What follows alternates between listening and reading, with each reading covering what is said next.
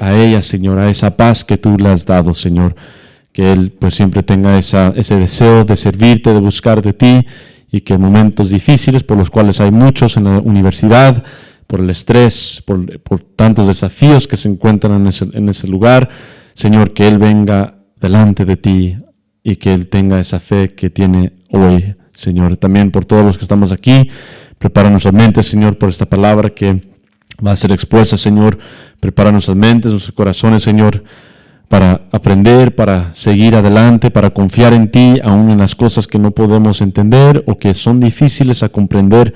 Tu palabra es eterna, tu palabra es fiel y más fiel que nuestros pensamientos, más fiel que lo que escuchamos alrededor de nosotros, más fiel a lo que nosotros mismos nos podamos decir concerniente a nosotros mismos y concerniente a ti, Señor. Tu palabra es más fiel, porque tú eres fiel y más fiel que cada uno de nosotros.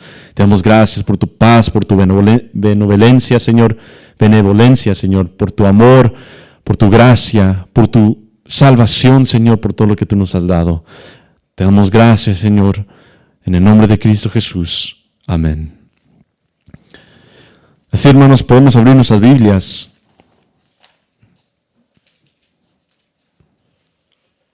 al Evangelio de Juan, donde continuamos nuestro estudio. Juan capítulo 5, donde estudiamos la primera porción de este capítulo la semana pasada, por lo cual ahora estudiamos la segunda porción de este capítulo.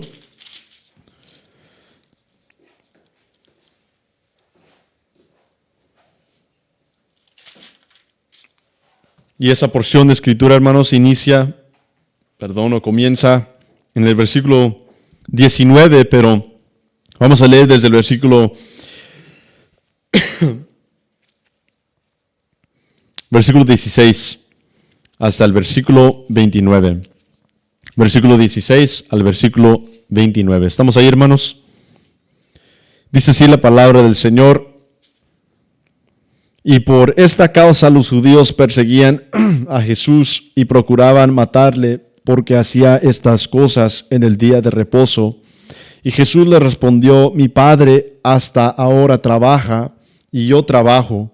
Por esto los judíos aún más procuraban matarle, porque no solo quebrantaba el día de reposo, sino que también decía que Dios era su propio Padre, haciéndose igual a Dios.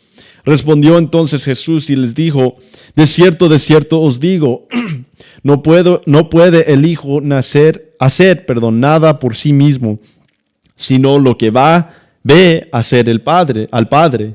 Porque todo lo que el Padre hace, también lo hace el Hijo igualmente. Porque el Padre ama al Hijo y le muestra todas las cosas que Él hace, y mayores obras que éstas le mostraré. De modo que vosotros os maravilléis, porque como el Padre levanta a los muertos y les da vida, así también el Hijo a los que quiere da vida. Porque el Padre a nadie juzga, sino que todo el juicio dio al Hijo, para que todos honren al Hijo, como honran al Padre. El que no honra al Hijo, no honra al Padre que le envió. De cierto os digo, el que oye mis palabras y cree al que me envió, tiene vida eterna, y no vendré a condenación, mas ha pasado de muerte a vida. De cierto os digo, viene la hora, y ahora es, cuando los muertos oirán la voz del Hijo de Dios, y los que la oyeren vivirán. Porque como el Padre tiene vida en sí mismo, así también ha dado al Hijo el tener vida en sí mismo. Y también le dio autoridad de hacer juicio, por cuanto es el Hijo del Hombre. No os maravilléis de esto, porque vendrá hora cuando todos los que están en los sepulcros oirán su voz, y los que hicieron lo bueno saldrán a resurrección de vida, mas los que hicieron lo malo a resurrección de condenación. ¿Pueden ocupar sus lugares, hermanos? Gracias.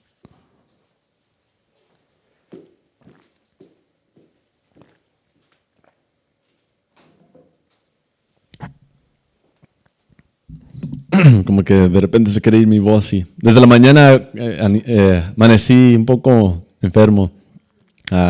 Estaba saliendo un poquito de agua de la nariz. He estado trabajando con polvo estos últimos días. Así es que me afectó, desde la noche lo sentí. Y pensé que ya no estaba durante el día, pero ya ha regresado ya que se está enfriando.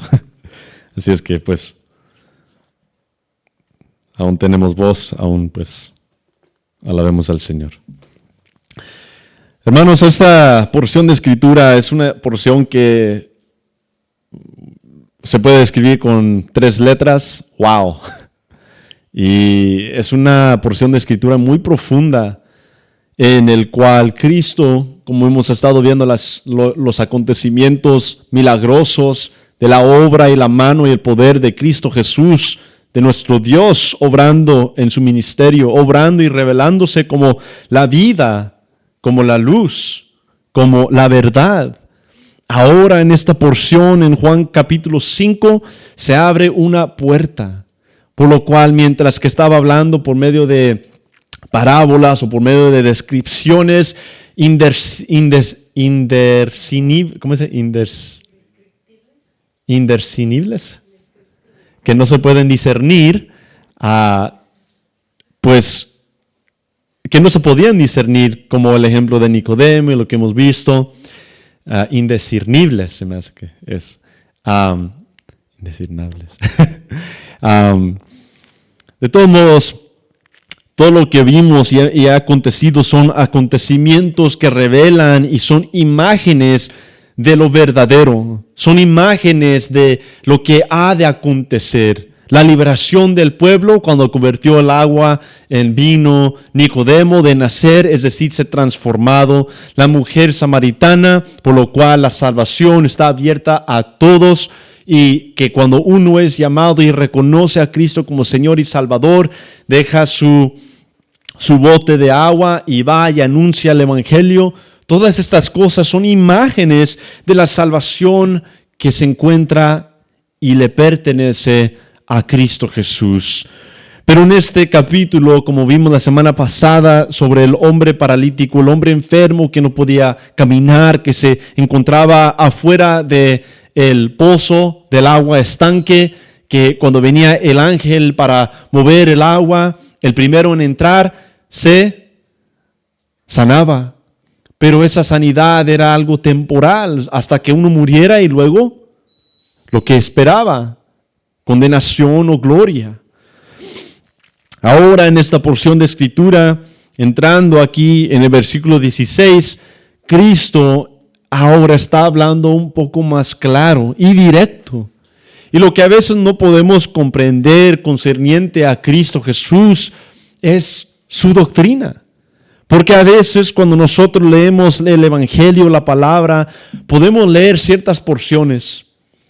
Y quisiera que ustedes me dieran ejemplos de los evangelios famosos por los cuales se reiteran constantemente dentro de la congregación, pero por los cuales no se profundizan dentro de la doctrina de Cristo Jesús. La doctrina que Él mismo nos predica y nos anuncia, y lo que podemos ver en estos versículos tan cortos del 16 al 29, tantas veces que Él mismo dice y se declara igual al Padre, y que Él tiene el poder para dar vida, y que Él es el quien busca y viene a las personas. Es importante, hermanos, en esta noche poder entender lo que Cristo nos está diciendo.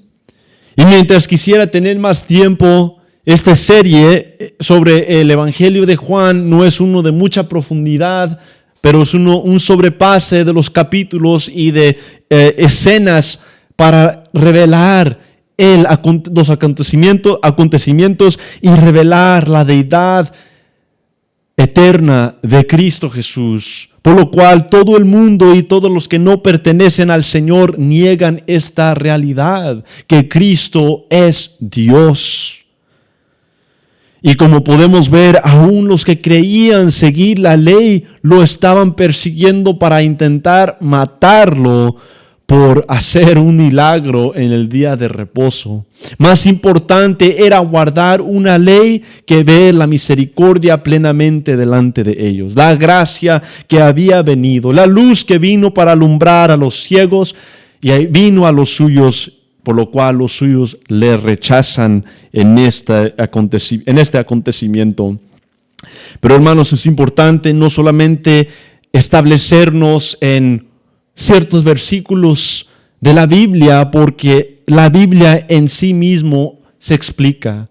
Y eso es muy importante, hermanos, entender. Y mientras que estos viernes nunca son predicaciones en términos de un sermón, son más estudios, o mi intención siempre ha sido que fueran más estudios, más pues poder comunicar, como hablar, pero creo que siempre salen más como sermón.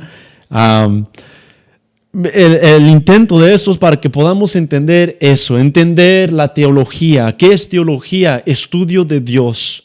Teología no es algo espantoso. Teología es el estudio de Dios. Teo es Dios, logía es estudiar o discernir. Discernir, estudiar la palabra de Dios.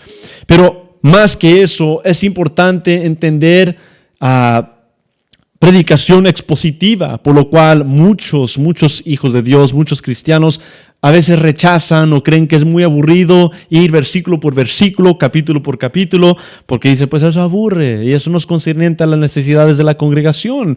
Pero si la palabra es viva y activa y penetra el corazón y el alma a las profundidades para transformar al hombre, no hay ningún aspecto de la palabra que sea aburrida al Hijo de Dios. Ningún aspecto de la palabra de Dios que transforme a una persona que no le conoce. Hermanos, la palabra de Dios sigue siendo y será la palabra de Dios por los siglos de los siglos. Y esa porción de escritura en Juan 5, 16 al 29, que es solamente una imagen del retrato enorme, por lo cual los apóstoles después de Cristo expanden sobre estas doctrinas, reiteran esta doctrina en más profundidad, lo que Cristo no hizo durante su ministerio. Él no profundizó, Él trajo las buenas nuevas, Él se reveló y reveló estas doctrinas, pero por medio de los apóstoles, quienes son los fundamentos de la piedra primero, de la piedra angular, quien es Cristo Jesús. Los apóstoles fueron llamados a ser los que expanden sobre la doctrina de Cristo Jesús. Así es que, como ya hemos estudiado hace mucho tiempo, la doctrina de Cristo no es diferente a la doctrina de los apóstoles, ¿o sí? Es uno en sí mismo. Reiteran lo que Cristo predica. Por esa razón, Pablo dice, si alguien viene con otro evangelio, por lo cual no hay, pero vienen con un evangelio distorsionando la deidad de Cristo, la doctrina de la gracia y de la vida eterna por medio de fe en Él, dice que sea anatema, que sea condenado al infierno. Y dice, aun si nosotros que predicamos a Cristo, venimos a ustedes predicando otro evangelio, que cambiamos de decir esto es la palabra del Señor y luego venimos con opiniones o con ideas, y que empezamos a predicar algo en contra de la palabra, de la doctrina única, las doctrinas únicas bíblicas, que sea anatema, que sea enviado al infierno, es lo que dice Pablo.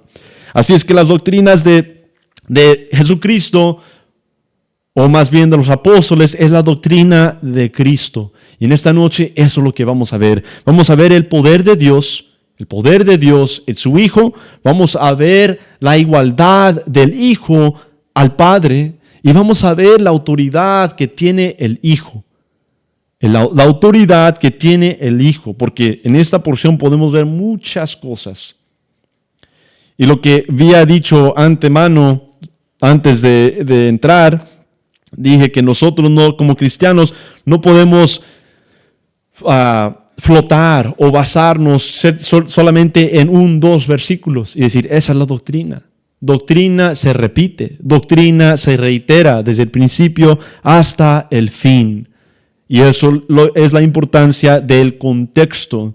Porque uno puede decir, oh sí, ¿qué es el Evangelio? Juan 3:16. ¿verdad? ¿Cuáles son los versículos más famosos de los evangelios? Juan 1:1.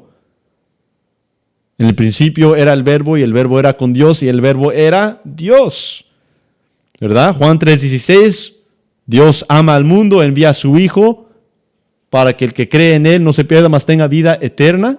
Juan 14:6 es otro muy famoso. ¿Cuál es Juan 14:6? ¿Tú quién dices que soy? Le dice a Pedro. Y Pedro responde, y Cristo dice, yo soy el camino, la verdad y la vida. Nadie viene al Padre sino por mí. Doctrina muy, muy fundamental. Pero aún nosotros no podemos solamente memorizar 3 porciones del Evangelio. Nosotros tenemos que entender lo que Cristo estaba haciendo, lo que está haciendo en forma de unir a los que son suyos para revelar al Dios vivo. Porque la obra de Cristo era venir al mundo perdido y condenado para dar vida y vida en abundancia a todo que cree y confiesa su nombre. Pero no solamente es de no solamente de confesar su nombre y decir, yo creo que Cristo es Dios, sino que el resultado del Espíritu Santo por el cual Cristo también había prometido, por lo cual era una promesa también del Antiguo Testamento que fue cumplida en parte en Hechos 1, al comienzo en el día de Pentecostés. Estos acontecimientos revelan algo muy grande, que la obra del Hijo de Dios no es solamente cargar el título de cristiano y decir yo soy cristiano, ¿o sí? La obra del Hijo de Dios es la misma obra que Cristo, pero no en términos de venir y salvar al mundo, porque ningún humano puede hacer eso. Ningún humano se puede salvar, ni por una buena obra, ni por 1000. Por esa razón, Cristo vino al mundo, siendo Dios, se encarnó para vivir la vida perfecta bajo la ley, morir, vencer la muerte y el pecado y resucitar en victoria. Por lo cual ahora el que tiene fe en Él es sepultado juntamente con Cristo y es resucitado como creación nueva. Hermanos, eso es la salvación. Eso es el Evangelio. Y eso es importante entender. El que ha aceptado a Cristo como Señor ha sido sepultado y ha resucitado juntamente con Él. Pero aún no termina ahí. El proceso de la santificación es el proceso de ser hechos santos. Aunque delante del Padre, como dice la palabra muy repetidamente, ya somos santos, purificados. Nuestro pecado, dice en la profecía de los Salmos, ha sido borrado del oriente al occidente. Tan grande es la misericordia de Dios que no recuerda nuestros pecados. Dice que no se recuerda. Pero no es decir que Él no se puede recordar como un humano que a veces nos olvidamos qué iba a hacer, sino que dice que no recuerda porque no quiere, no lo va a hacer. Tan grande es su misericordia y gracia y su perdón para nuestro pecado a los que creen en Cristo como Señor, que Él ya no se recuerda, porque somos hechura nueva, somos criaturas nuevas delante de Él. Pero esa obra no es simplemente, como ya he mencionado, reiterado, que es decir, pues yo soy cristiano, eso es porque yo digo que soy hijo de Dios. No. Por sus frutos los conocerán. Y eso es importante entender porque la unidad que Cristo también trae por medio de su salvación es que los hijos de Dios sean semejantes al Padre, sean semejantes en santidad. Que no solamente seamos cristianos, como dicen muchos domingueros, pero que seamos cristianos porque el Espíritu mora en nosotros. Y día tras día el Espíritu es nuestra garantía. Porque ya siendo hijos de Dios, no hay otra manera de vivir. No hay otra salida, no hay otra cosa. La única verdad es esta. Y si ya hemos sido llamados a su reino, pues es de entender, comprender y recibirlo por completo en nuestras mentes y corazones, para ponerla en práctica, poner la salvación en práctica. Y eso es lo que Pablo les dice a la iglesia de Filipo. En Filipenses capítulo 2, dice, pónganse la misma mente de Cristo. ¿Qué es eso? De humildad, de sacrificio, de paciencia, los frutos del Espíritu. Es la mentalidad o la mente de Cristo. Pónganse la mente de Cristo. Es lo que está predicando, lo que está diciendo al pueblo. Pablo le dijo.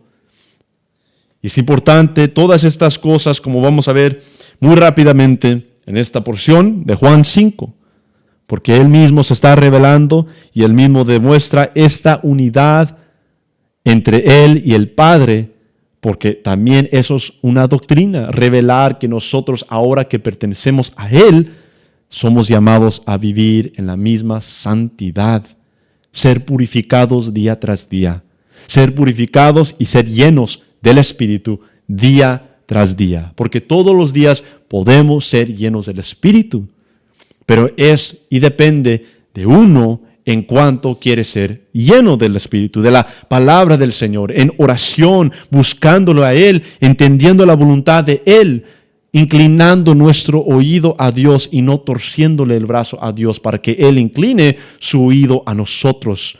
Y muchos cristianos vivimos así, intentando torcerle a Dios, que Él se incline a nosotros, aunque la palabra dice que Él se inclina a escuchar los clamores y la necesidad de sus hijos. La palabra también nos revela que la voluntad es del Padre, por lo cual Cristo también reitera aquí que nada puede hacer sino primero permite el Padre. Es el ejemplo al cual debemos de seguir como hijos de Dios, que nosotros no estamos haciendo nuestra propia voluntad. Podemos, pero será un gran fracaso,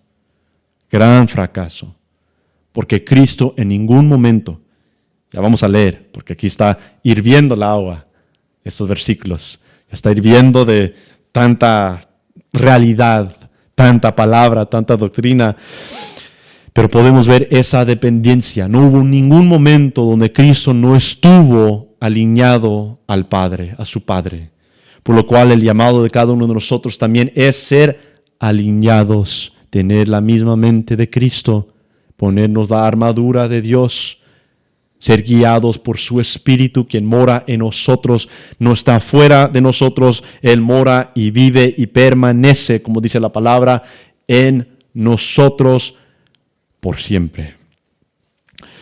Juan 5, 16, ¿estamos listos? Juan 16, y por esta causa los judíos perseguían a Jesús. ¿Por qué? Porque acababa de hacer el milagro de sanar el enfermo en el día de reposo. Y más importante al religioso es seguir reglas que comprender quién es Cristo. Comprender quién es Cristo. Más importante es seguir mi diario, mi tiempo diario de mi sistema religioso, a que poder abrir mis ojos a reconocer lo que Cristo está haciendo. Esto eran los fariseos.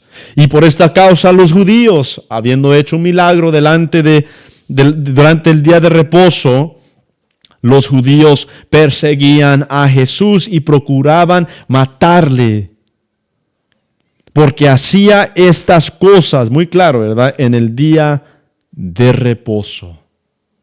En el día de reposo. Y Jesús le respondió: mi Padre hasta ahora trabaja y yo trabajo. Imagínense que los judíos que han guardado la ley por miles de años, desde que les fue dado por la ley mosaica en el tiempo de Moisés, el tiempo de Josué, era una ley que seguían y practicaban los judíos, guardar el reposo. Incluso es parte de los 10 mandamientos el guardar el reposo. Pero aún Cristo Jesús aquí hizo un milagro en el día de reposo, quebrando la ley, una ley que ellos consideraban sagrada. Y Jesús no solamente quebra esta ley, uno de los 10 mandamientos, sino que Él les dice: mi Padre hasta ahora trabaja y yo trabajo también. Yo trabajo. Por esto, versículo 18, por esto los judíos aún más, después de perseguirlo para matarlo, él es como si voltea y dice, esperen, mi padre está trabajando, pues yo voy a trabajar. Con más ganas querían hacer ¿qué? Procuraban matarle, porque no solo quebrantaba el día de reposo, sino que también decía que Dios era su propio Padre. Era su propio Padre. Mi Padre hasta ahora trabaja y yo trabajo. Mi Padre. Sino que también decía que Dios era su propio Padre, haciéndose ¿qué? Igual a Dios. Si Cristo les estaba diciendo a los fariseos, a los judíos, que Él era el Hijo de Dios bajo la ley judía, bajo el establecimiento del Antiguo Testamento, cualquier persona que era hijo de alguien era considerado o igualado ¿a quién? A su padre. Por esa razón quisieron matar aún más a Cristo. ¿Por qué? No porque Él dice yo soy Dios, aunque lo va a decir ahorita, sino porque Él dice mi Padre trabaja y yo también trabajo como Él. Y ellos dicen se igualó al Padre.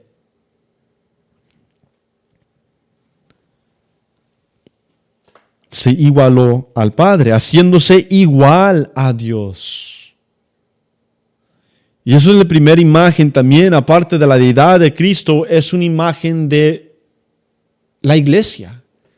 Que si nosotros confesamos que somos hijos de Dios, nosotros nos vamos a ver igual a ¿quién? A nuestro Padre. Nosotros vamos a vivir de la misma forma, de la misma santidad, de la misma piedad que nuestro Dios. Nosotros no podemos decir que Dios es nuestro Abba, esa misma palabra en griego, Abba es nuestro Padre, nuestro papá. Nosotros como humanos crecemos basado en cómo son nuestros padres. Si hay abuso, los niños crecen con temor o con rencor. Si vienen de buen hogar, crecen estimando a sus padres, queriendo hacer como ellos. Pero cuando no hay respeto a los padres, no les importa quiénes son sus padres. Sus padres pueden ser buenos y aún no les importan los hijos, porque no hay instrucción buena. Es importante eso también, que Dios es bueno y perfecto. Pero a veces nosotros como sus hijos nos olvidamos de eso. Y por esa razón no vivimos semejante a Él, buscando la piedad y santidad como es nuestro llamado. Sed santos porque yo soy santo. Sed santos como yo soy santo. No, tan rápido nos olvidamos. Pero aquí Cristo se está revelando como igual a su Padre, igual a Dios, por lo cual lo querían matar, porque ya habían dicho en otro acontecimiento, le dicen, siendo hombre se iguala a Dios. Es igual a este caso. Respondió entonces Jesús, versículo 19, y les dijo, de cierto os digo, no puede el Hijo hacer nada por sí mismo, sino lo que ve hacer al Padre. Lo que un bebé ve hacer su papá o su mamá, ¿qué hace el bebé? Copia, imita, ¿verdad? Imita los hijos lo que están haciendo, la conducta buena o mala del Padre. En este caso, su Hijo, el Hijo Jesucristo, da una declaración. Respondió entonces Jesús y les dijo, de cierto os digo, no puede el Hijo hacer nada por sí mismo. Es decir, que ellos lo están persiguiendo, diciendo, se cree Dios, pero lo importante y lo que Él les tira para que pudieran entender es esta grandeza. Los judíos adoraban ¿a quién? A Yahweh, adoraban a Jehová. Adoraban al Creador de los cielos, al Creador de la tierra, al Creador de todas las cosas, al que protegió y guardó al pueblo en el desierto y durante pruebas y durante luchas y durante escasez. Jehová estuvo con ellos porque Jehová es el Dios de Israel. Entonces, escuchar a alguien que diga, mi padre, ¿cómo que mi padre? No, Jehová es Jehová y nadie se puede igualar a él. Pero recuerden que le estaban siguiendo, persiguiendo, porque él había hecho ¿qué? Un milagro. ¿En cuál día? En el día de reposo. Quebrando lo que ellos pensaban que era quebrar, la ley ¿de quién? Del padre, de su padre Jehová. Entonces, Cristo en 2 ocasiones aquí está aclarando algo. Versículo 17, lo que leímos. Y Jesús le respondió, mi Padre hasta ahora trabaja. Es decir, que el trabajo del Padre no ha terminado. No ha terminado. ¿Y eso referencia a qué? Al principio, donde dice que el séptimo día Dios vio que todo era bueno y ¿qué hizo? Descansó. El Padre descansó. Dios, dice Jehová, descansó. Entonces, bajo la ley mosaica y lo que aconteció en Génesis, que Él descansó, Jesucristo les está revelando algo que no entendían. Dios, ellos sabían que no descansaba. Ellos no pensaban que literalmente estaba descansando Jehová. Ellos tenían la palabra para declararle a ellos mismos que Jehová no descansa. Salmo 121, ¿qué dice? Alzaré mis ojos a los montes. ¿De dónde vendrá mi socorro? Mi socorro viene de Jehová, que hizo los cielos y la tierra. ¿Verdad? Alzaré mis ojos a los montes. ¿De dónde vendrá mi socorro? Mi socorro viene de Jehová, que hizo los cielos y la tierra. Versículo 3. No dará tu pie el resbaladero, ni se dormirá. No descansará el que, ¿qué? El que te guarda. El que te guarda no duerme. El que te guarda no descansa. He aquí no se adormecerá, lo dice 2 veces el salmista. He aquí no se adormecerá 3 veces, ni dormirá el que guarda a Israel. ¿Los fariseos pensaban que literalmente Jehová descansaba? No. ¿Pero qué significa descansar? Cuando dice que Dios descansó el séptimo día. ¿Qué significa descanso? ¿Qué significa que Jehová descansó después de haber hecho su obra poderosa? Que con las palabras de su voz, de su boca, se hicieron y se formó toda la creación. Descansar es una imagen de perfección. Todo estaba perfecto. Todo estaba perfecto. Por lo cual el reposo verdadero no es que un día se toma, aunque en la ley antigua se tomaba ese descanso literalmente, que no se podía quebrar esa ley, era una imagen aún. Porque si sabemos sobre el Antiguo Testamento son símbolos, días festivos, imágenes, ¿de qué? De lo que habría de venir, de lo verdadero. Por lo cual Pablo, siendo judío de judíos, como él mismo se describe, le dice a la iglesia de Colosa, en Colosenses capítulo 2, ¿qué les dice? Dice, no se mezclen ni escuchen las voces que hablan de las estaciones o de los días festivos y de tales cosas cuales son sombra, pero lo verdadero es Cristo. Lo verdadero es Cristo. Todo lo del Antiguo Testamento se tenía que seguir regla por regla, o si no, en verdad había una consecuencia física. Pero eso era una imagen de la condenación, de la gracia de Dios, de obediencia, de misericordia, que aun cuando quebrantaban, Jehová era misericordioso para con su pueblo. Pero todo esto era sombra, no era la sustancia. La ley era la sombra del verdadero. La ley es perfecta porque la ley se produce y viene ¿de quién? De Dios. La ley es buena. La ley es lo que guiaba a los que eran hijos de Él en el Antiguo Testamento.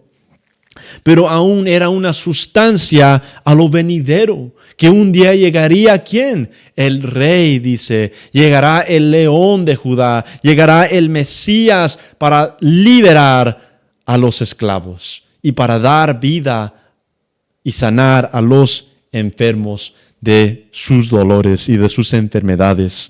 Entonces Cristo es la sustancia. Pero estos fariseos están enfocados en la religión, en el aspecto de no entender que Dios mismo estaba delante de ellos. Aún lo tomaban como el simbolismo y no como un acontecimiento verdadero que Cristo en ese momento estaba cumpliendo el descanso real, el descanso verdadero que es la salvación a la humanidad. Si entendemos hasta ahí, seguimos. Entonces, dice aquí, ahora, después de este milagro, Cristo no se está basando en el día, ni menos en el día de reposo, para hacer o no hacer un milagro. Igual que estas personas esperaban en el momento que llegaba el ángel, ¿verdad?, para mover el agua.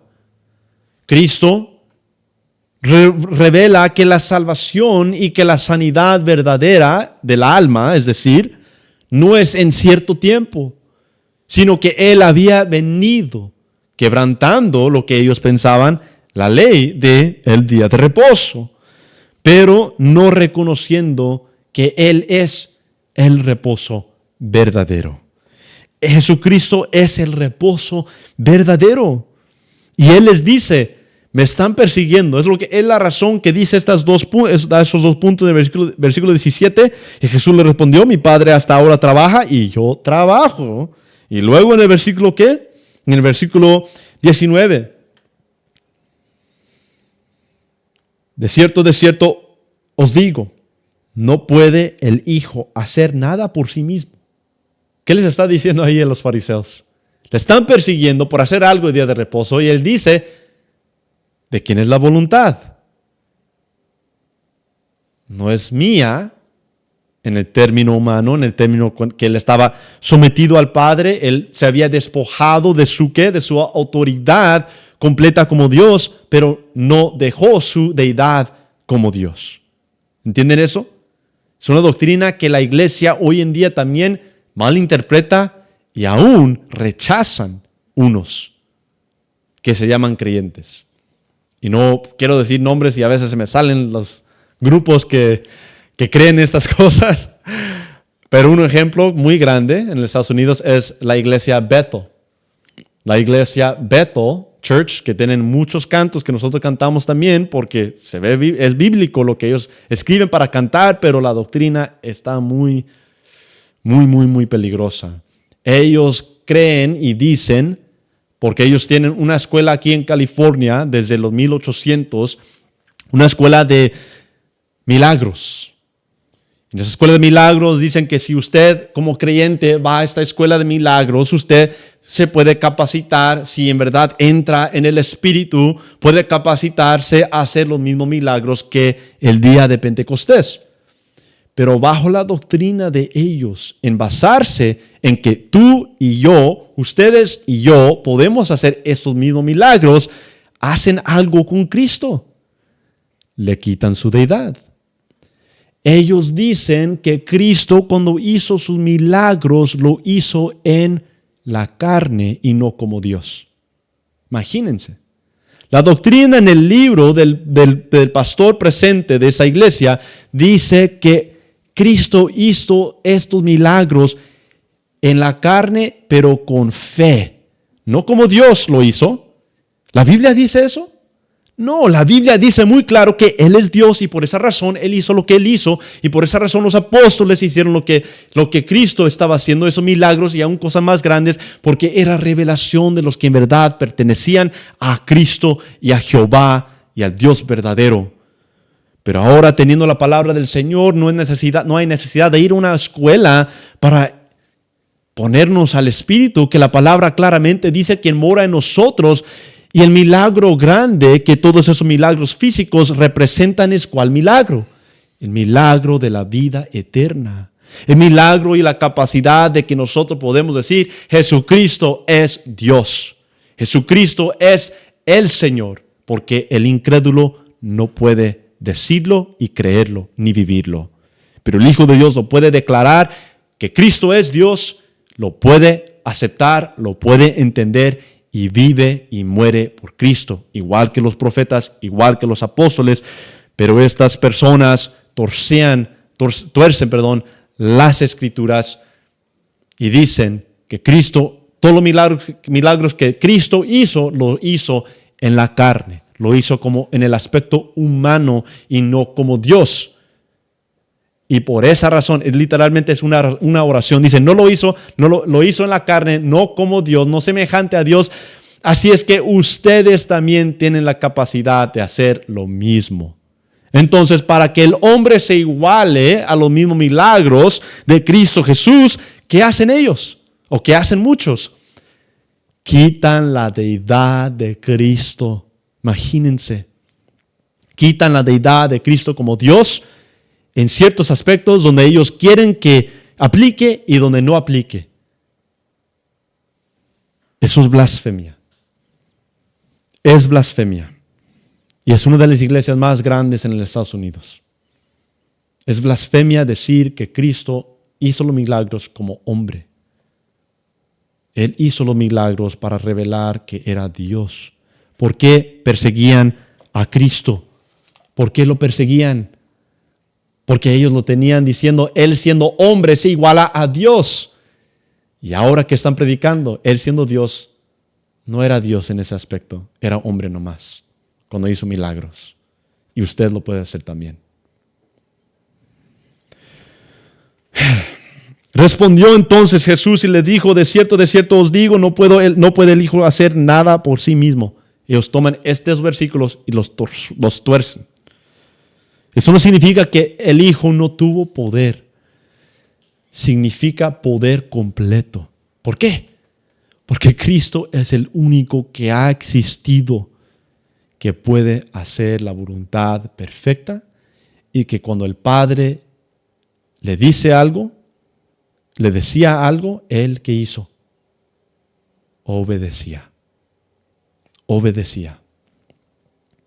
Holocaustos y sacrificios no te agradaron, Hebreos 10. Mas me has preparado un cuerpo para hacer tu voluntad. Diálogo entre el Hijo y el Padre en Hebreos 10. Antes de la fundación del mundo, un cuerpo me has preparado para hacer tu voluntad. Pero ¿quién está hablando? Cristo, quien es Dios. Cristo, Dios, el Hijo, Dios. De cierto os digo, no puede el Hijo hacer nada por sí mismo. Si me están persiguiendo a mí, ¿a quién están atacando primero? Al Padre, al cual creen, supuestamente. En quien creen, supuestamente, con todas sus fuerzas, con todo su poder, con toda su religión. No puede el Hijo hacer nada por sí mismo, sino lo que ve hacer al Padre, porque todo lo que el Padre hace, también lo hace el Hijo.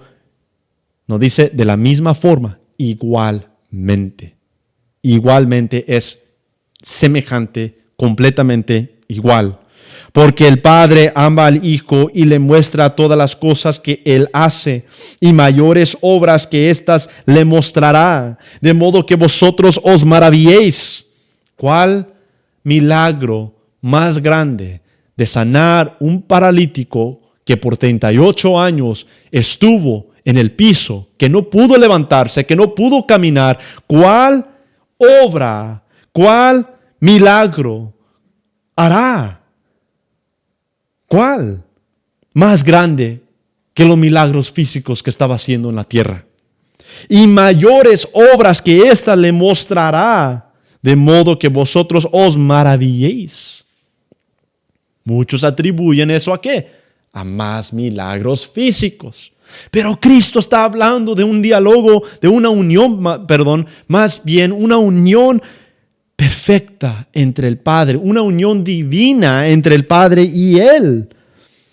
Y les dice, se asombran por lo que he hecho hoy, más grandes cosas acontecerán. ¿Y cuál es la cosa más grande?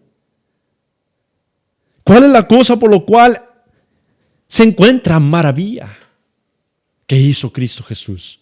Más grande que lo físico, más grande que sanar temporalmente,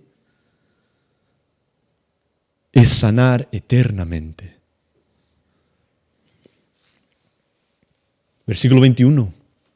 Si nosotros no pensamos eso, porque yo he escuchado a personas decir esto, más cosas más grandes por lo cual se maravillarán, son los milagros que nosotros podemos hacer. ¿Y qué está diciendo Cristo aquí? Porque y mayores obras que estas le mostrará, de modo que vosotros os maravilléis. Más grande que lo físico es lo espiritual. Es lo espiritual. Cristo no vino para solamente sanar físicamente, aunque nuestro Dios aún hoy sigue sanando a los enfermos. El propósito de venir a la tierra no era solamente físicamente, algo físico, algo superficial, lo que podemos describir, aunque un milagro no es superficial porque está en esta tierra, está contenido un milagro, ¿verdad? Alguien se sana, está contenido a esta tierra porque alguien puede ser sanado, pero no puede, quizás no llegue al reino si no cree en el Señor. Entonces, eso por esa razón digo que están limitados milagros físicos a esta tierra. Pero Él dice, se maravillarán. Van a ver algo por el cual van a estar muy asombrados. Algo más grande, algo más poderoso. Y no son otros milagros físicos solamente. Más bien, no son eso. ¿Qué es más grande? Ya mencioné, la salvación. ¿Pero de qué modo o de qué forma?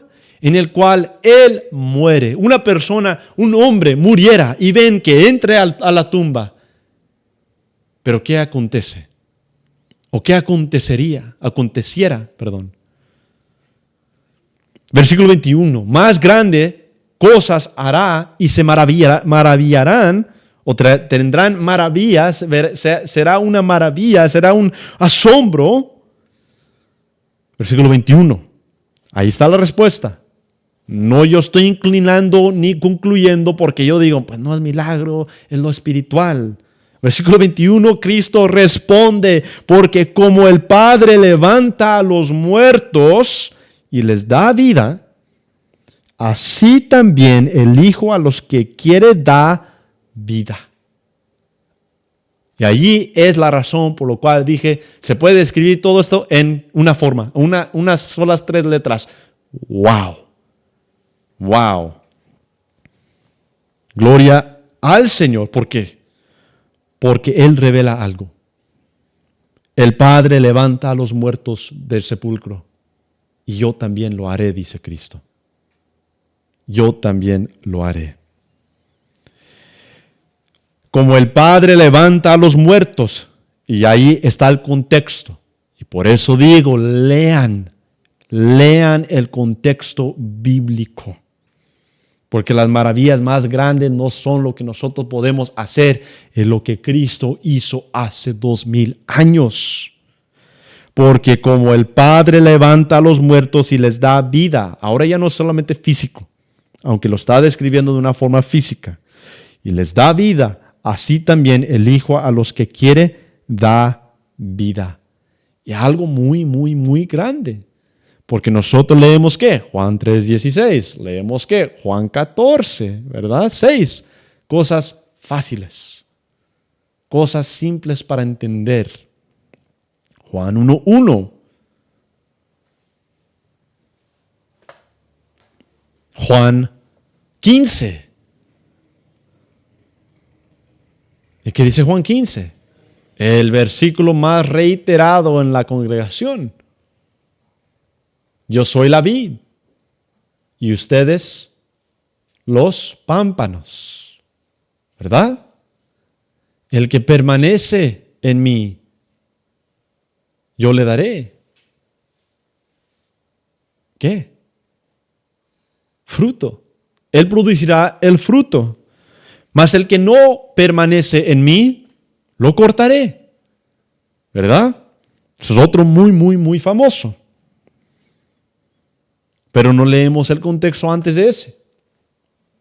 No leemos el contexto en Juan 15, en los primeros versículos donde dice, ya han entendido, ya han sido lavados. Le dice a sus discípulos que pertenecían a Él, a los verdaderos hijos de Él, no a todos los discípulos. Por decir, todos los discípulos incluye a Judas. Pero Él dice, están lavados. Y antes de eso, en Juan 14 dice, menos uno. Dice, uno que no es mío. Uno que no es mío. Uno que no es mío. Juan 12, uno que no es mío. Contexto es importante. Y aquí aún es muy importante, porque el Evangelio se predica, la palabra se escudriña, pero a lo que es difícil para comprender, se brinca. Pero la predicación expositiva está aquí para un propósito.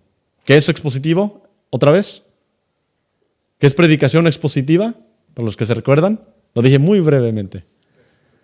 Estudio de la palabra versículo por versículo como lo hacemos aquí en esta congregación. ¿Por qué?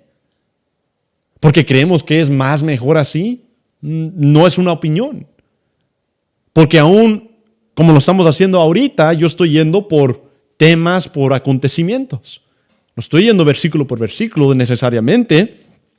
Pero ¿por qué la predicación expositiva es requerida?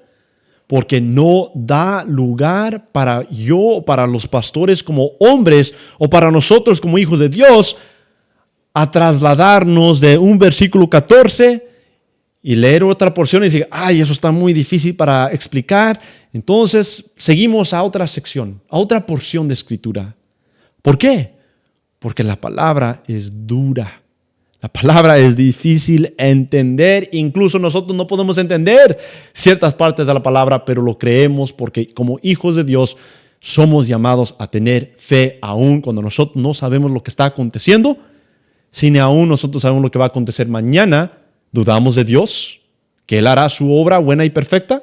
Jamás. Nosotros no podemos ver lo que va a pasar después de este servicio, pero creemos que el Señor está con nosotros y que aún si pasara una circunstancia, estaremos con el Señor en gloria. Y eso es lo más importante, no lo físico, es lo espiritual. ¿Dónde van nuestras almas? ¿Dónde estamos yendo? ¿Somos santificados o somos incrédulos? ¿Somos hijos de Dios o estamos apartados? Una pregunta que cada humano se tiene que preguntar. Porque como el Padre levanta a los muertos y les da vida, así también el Hijo a los que quiere. Eso es lo duro. Y es difícil comprender. Así también. ¿Por qué está hablando de eso? Un ejemplo en el libro de profecía, el libro del profeta Ezequiel. Y lo iba a leer hace unas semanas porque era parte de uno de los estudios que estamos viendo. Es más, creo que era la semana pasada, del paralítico, que no se podía levantar. No tenía voluntad propia para levantarse, aunque quisiera y soñaba de levantarse. Por 38 años no lo pudo hacer, hasta que Cristo vino y lo transformó. Y le dio la capacidad de levantarse y ponerse de pie. ¿Y qué hacía el Señor? Dice que entró y danzaba, dice, brincaba, estaba haciendo eso, porque Dios lo había sanado. En el libro de Ezequiel, en el libro de profecía de Ezequiel, hay un valle de huesos. Y Ezequiel se encuentra delante o arriba de una montaña, arriba del valle de los huesos secos. Y Jehová le empieza a decir a Ezequiel que repite después de él. Dice, repite lo que te estoy diciendo. Y Jehová le empieza a decir lo que dice y Ezequiel empieza a repetir. Ezequiel vio a una tierra un valle más bien, de huesos secos, huesos sin vida, huesos que no tenían capacidad para escoger o para pensar o para levantarse por sí mismo, igual que todos que éramos enfermos antes de Cristo. Y aún Ezequiel, no entendiendo, empieza a profetizar. Y cuando empieza a profetizar, ¿qué empieza a acontecer con los huesos? Dice, se empezaron a formar. Los huesos se empezaron a levantar, así, el pie, y luego la pierna, y luego la cadera, y luego las costillas y la espina dorsal, luego los brazos y las manos, y luego la cabeza. ¿Y luego qué? Algo más, aparte de lo que estaba ahí. Jehová transformó a los huesos a algo que no estaba ahí. Les dio hueso, les dio carne y sangre. Y dice que el valle estaba lleno de seres vivientes por la palabra del Señor. El poder de Jehová, que Él mismo tuvo la voluntad de levantar a un valle de huesos secos en su voluntad, con su poder, no con nuestra obra, sino con su poder, por su deseo, a su voluntad, y Él lo hizo. ¿Y quién detiene a Jehová?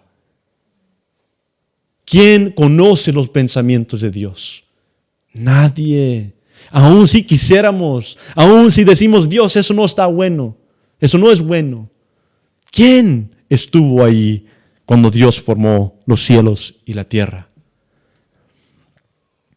De la misma forma, el Hijo de Dios tiene que aceptar lo que es o quién es Dios.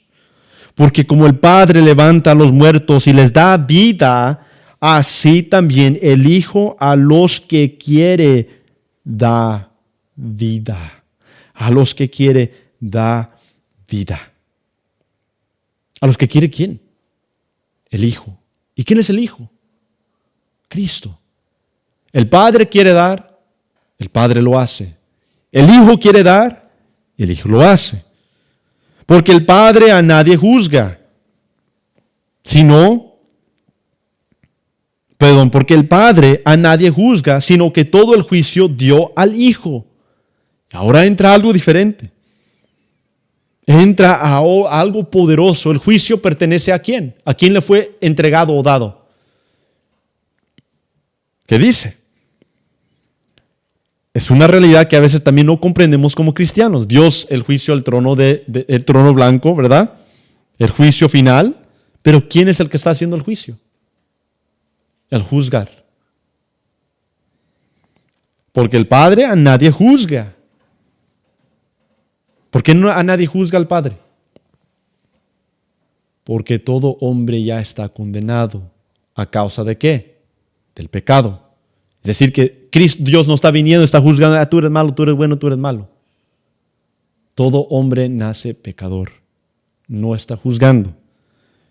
Pero no solamente está hablando de eso, porque también dice, sino que todo el juicio dio al Hijo.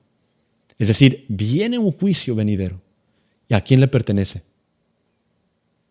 ¿A quién le pertenece? Sino que todo el juicio dio al Hijo, para que todos honren al Hijo. ¿Y quién es el Hijo? ¿Cristo? ¿Como ángel? ¿Como buen maestro? ¿Como un profesor? Al Hijo como Dios. Al Hijo como Dios, como Mesías y como Salvador. Porque el Padre a nadie juzga, sino que todo el juicio dio al Hijo, para que todos honren al Hijo como honran al Padre. La primera revelación donde Cristo está diciendo, yo soy ¿quién? Dios. Yo soy Dios. Y da un requerimiento para entrar o salir del juicio, de entrar a gloria. El que no honra, la segunda porción del versículo 23, el que no honra al Hijo, no como un profesor, no como un ángel, no como un buen maestro, al Hijo como ¿quién? Como Dios. El que no honra al Hijo no honra al Padre. ¿Cuántas veces escuchamos a familia, a nuestra familia, a amigos, decir, yo creo en Dios. Y todos los días le digo, gracias Dios por el trabajo, gracias Dios por todo. Pero ¿quién falta siempre en ese agradecimiento? ¿Quién no pueden reconocer o no han reconocido? ¿Quién tienen menospreciado, menos significado? ¿A quién? Al Hijo, a Cristo. Y es un dilema muy grande, por lo cual a esos amigos, de esos compañeros de trabajo de que estaba hablando, por lo cual también les pido que oren por ellos, empezaron a sacar, surgió el catolicismo de ellos, y empezaron a decir, no, dice, sobre todo, dice, nosotros honramos a nuestros santos, dice. Honramos a nuestros santos y no podemos poner nada más sobre ellos. Nuestros santos. Dice, ¿tú crees en santos? Dice, creo que existieron, pero ellos no son intercedores ni abogados. Eran hombres igual que nosotros. Porque el único intercedor entre el hombre y Dios es Cristo. Dice así la palabra en Hechos. Entonces, se escucha mucho de Dios. Todos creen en Dios. Todos tienen su Dios. Todos dicen, yo creo que Dios existe. Él es el que me bendice. Él me da vida. Pero el requerimiento no es creer que existe un creador solamente. ¿Qué dice Job? Después de su aflicción y sufrimiento, aprende algo. Aprende y recibe la salvación completa, porque dice, yo escuchaba de ti, pero aún no te conocía, mas ahora mis ojos te ven. Mis ojos te ven. Yo escuchaba de ti, dice. Es decir, que Job era fiel a Dios en lo poco que entendía de él. Y Dios supo que él era fiel y buscaba de él. Y después de su circunstancia dice, yo conocía, había escuchado, había oído de ti, mas ahora mis ojos te ven. Y que dice, y un día, dice, yo sé que mi Redentor vive. ¿Quién es el Redentor? El Hijo. Y Job reconoce eso después de su aflicción, que no solamente es de Dios o que existe un Dios, pero que hay vida eterna ¿en quién? En un Hijo, en el único Hijo de Dios.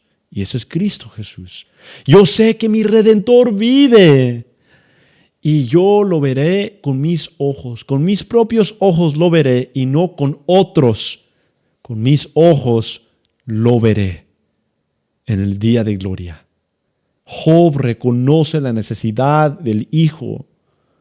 Proverbios 30 que habíamos leído. ¿Y quién ascendió? ¿Quién descendió sino el que ha ascendido? ¿Quién ascendió sino el que ha descendido? Perdón. ¿Cuál es su nombre? ¿Y cuál es el nombre de qué? ¿De quién? ¿Cuál es el nombre de su Hijo? Ahí le había dado esa profecía a Nicodemo. En Juan 2, cuando dice, tú siendo maestro no sabes. Proverbios 30 dice, siendo maestro no sé nada, soy necio. Porque ¿quién conoce a Dios? ¿Quién conoce al que formó todo? ¿Y quién conoce a su Hijo? ¿Cuál es su nombre? ¿Y cuál es el nombre de su Hijo? Todo se reitera. La doctrina no comienza en cierta porción de la Escritura. Es la misma doctrina desde el principio hasta el fin. Cristo es Dios, Cristo es el Hijo de Dios. El juicio es de Él. Porque también, aunque dice en el principio, Dios formó los cielos y la tierra, ¿verdad? El Espíritu de Dios estaba sobre las aguas. Y luego Juan 1 comienza en el principio era el verbo y el verbo era con Dios y el verbo era Dios. Todas las cosas fueron hechas por Él. Y si no fuera por Él, nada de lo que fue creado hubiera sido hecho o creado. ¿Qué dice Colosenses 1? Él es la preeminencia de todas las cosas, porque por medio de Él y para Él todas las cosas que fueron creadas. ¿Por medio de Él y para quién? Para el Hijo. Dios, por medio del Hijo, con el poder suyo y el poder del Espíritu, pero con la autoridad dado al Hijo, formó los cielos y la tierra. Así es que el Verbo, quien es Cristo, formó los cielos y la tierra. Era Dios en su unidad completa, el único Dios, Padre, Hijo y Espíritu Santo, obrando en esa obra perfecta. Igual que el Padre, el Hijo y el Espíritu Santo ahora obran en los hijos suyos. El Padre llama, el Hijo hizo la obra y el Espíritu guía hacia la gloria. Hermanos, no llegamos a los últimos 3 versículos, pero creo que hemos topado y tocado tanta información que creo que ahí también es suficiente. Vamos a seguir la semana que sigue, si Dios permite. Pero creo, hermanos, que hemos recibido mucha información válida, no por palabras propias, sino por la palabra misma. Y una observación que yo he visto en nuestros estudios de viernes, desde que iniciamos Juan, es que no he entrado a otros versículos, simplemente he estado leyendo y a veces me siento extraño porque tengo ese deseo de entrar a otros versículos, pero la palabra en sí mismo se explica. Es solo de ir verso por verso y entender el contexto y ver todos los símbolos y las imágenes que apuntan a Cristo como el Señor y como Dios. La autoridad es de Cristo. Sin el Hijo no podemos llegar al Padre. Y eso es importante para que el hombre reconozca, no simplemente diciendo yo creo que Dios existe, sino entender que la autoridad es del Hijo y que el Hijo es el camino, la verdad y la vida y que el Hijo vino a salvar. Así, hermanos, pido que se pongan de pie. Vamos a ser despedidos. Padre Santo, buen Dios, te damos gracias, Señor, en esta hermosa noche, Señor, por este privilegio de estar aquí a cantarte, poder cantar salmos, himnos, alabarte, Señor, como tú mereces el honor y la gloria, porque ¿quiénes somos nosotros delante de ti? Somos polvo, nada más. Pero gracias a ti que aparte de ese polvo, tú ves algo más. Tú ves a tu creación formado y hecho en tu imagen, Señor, como tú nos formaste en el principio.